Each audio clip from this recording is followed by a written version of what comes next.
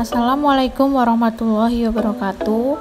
Kembali lagi kepada saya Putri Rizky Alia, dan hari ini kita akan membahas salah satu dari materi pelatihan CPNS yang sangat penting, yaitu etika publik.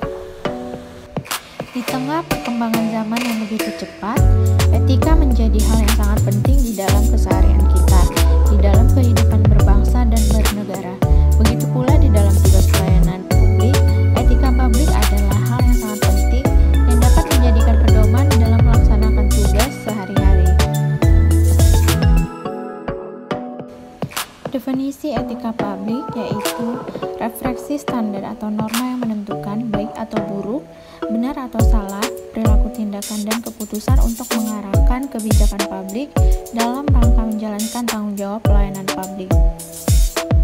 Terdapat teori-teori di etika publik. Yang pertama, etika absolut, berlaku universal kapanpun dan dimanapun. Yang kedua, relatif, berlaku pada saat tertentu, memiliki aliran-pemikiran etika, dan memiliki prinsip-prinsip etika, yaitu pertama, kebaikan, keindahan, persamaan, keadilan, kebenaran, dan kebebasan.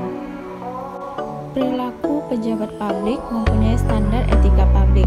Yang pertama, adanya tuntutan masyarakat kepada pemerintah untuk melakukan reformasi. Yang kedua, berkembangnya kehidupan demokrasi. Yang ketiga, tegaknya supremasi hukum. Yang terakhir, perlindungan dan penghormatan hak-hak asasi manusia. Di dalam perilaku pejabat publik juga memiliki 8 area perubahan reformasi birokrasi. Yang pertama, manajemen perubahan.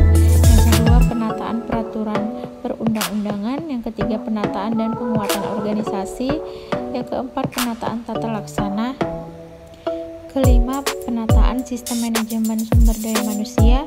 Yang keenam, penguatan akuntabilitas. Yang ketujuh, penguatan pengawasan. Yang kedelapan, peningkatan pelayanan publik.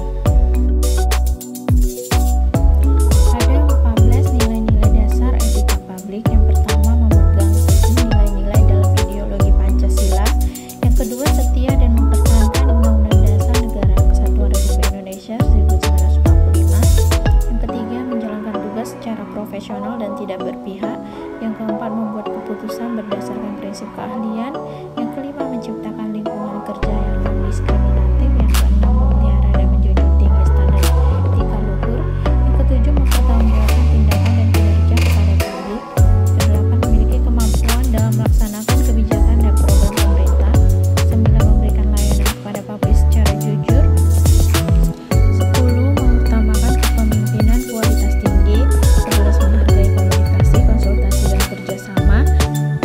12, mengutamakan pencapaian hasil dan mendorong kinerja pegawai, mendorong kesetaraan dalam pekerjaan, dan terakhir, meningkatkan efektivitas sistem pemerintahan.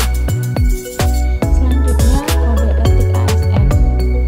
Kode etik ASN adalah aturan yang mengatur tingkah laku dalam suatu kelompok khusus.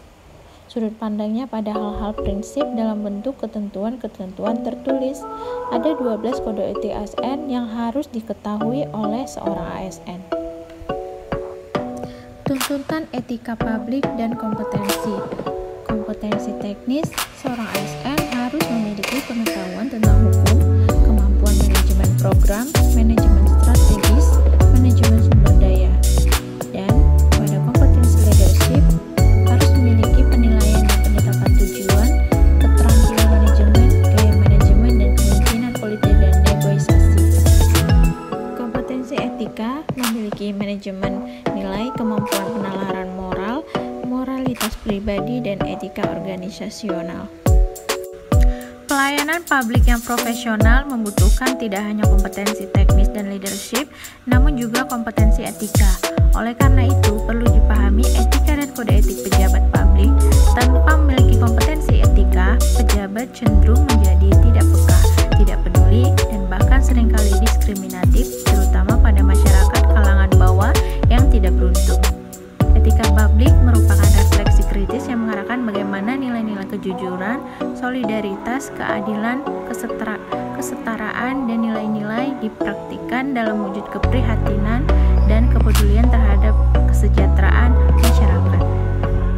Sedangkan kode etik profesi dimaksudkan untuk mengatur tingkah laku atau etika suatu kelompok khusus dalam masyarakat melalui ketentuan-ketentuan tertulis yang diharapkan.